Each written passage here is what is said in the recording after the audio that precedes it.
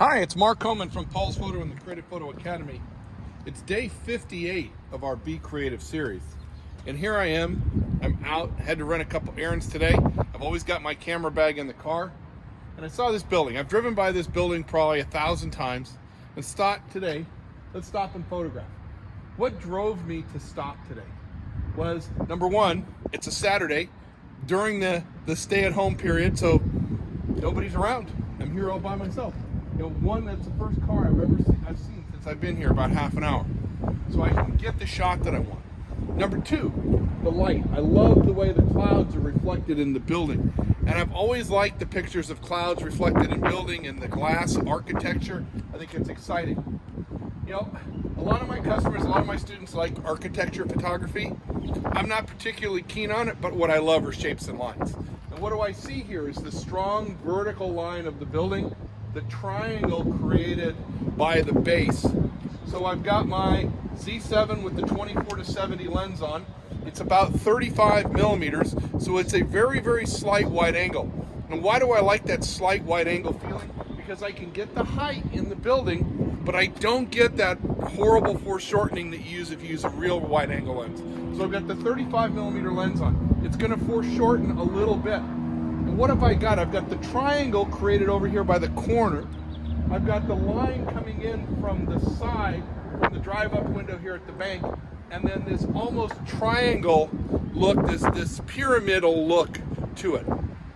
The picture is going to be very graphic. It's going to be very shape-oriented, very geometric, and that's what I like about it. We're going to take it and we're going to abstract it because all photography is an abstract. So 400 ISO, f8, ISO 400, f-stop 8, lens at about 35 millimeters. My shutter speed is going to be around a 500 or a thousandth of a second to get the shot. And then it's pretty simple. And then we're going to explore. I'm going to try over here in the corner. I like the shadows and the light here in the corner. I like the patterns here created by the drive-up window. So we're going to try half a dozen different shots here and we're going to make it work. That's exploring with the camera. This is not just walking up to a scene and going snap. Why do I have my camera on a tripod at a thousandth of a second? Because I can step back then and evaluate the composition. I can see right now exactly what it looks like. Let me just change the display here so you can see it. What it looks like on the bottom. I've got this teeny little V at the bottom that I want that triangle shape. That's the power of using a tripod on an image like this. That's the power of using a tripod when I'm doing critical photography. When don't I use a tripod? When I'm out walking, when I'm traveling, when I'm on the street where I want to be quick. But for here, it's more important for me to be accurate than quick. It's more important for me to get the composition exactly the way I want it, to get the lines to be exactly in the frame. Because I'm not a big cropper. I like to shoot this exactly the way it is in the camera, make it right so the pictures are beautiful, and then I can share them with you. So I want you to go out and find some shapes and lines. I want you to find some angles and share them with us. Hashtag Paul's Photo, hashtag Creative Photo Academy, and hashtag We're All Together. Because in this, we're all together. We're striving. Paul's Photo is now open from 9 to 3 for drive-up service. You can come and get the stuff you need.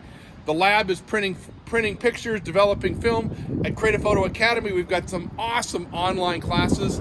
Life is rocking. I want to have you part of it. I want to see you excel. I want you to see you survive. I want you to improve with your camera during your stay-at-home time. Because now's the time that we practice. And we're going to make some meaningful pictures that we're going to share.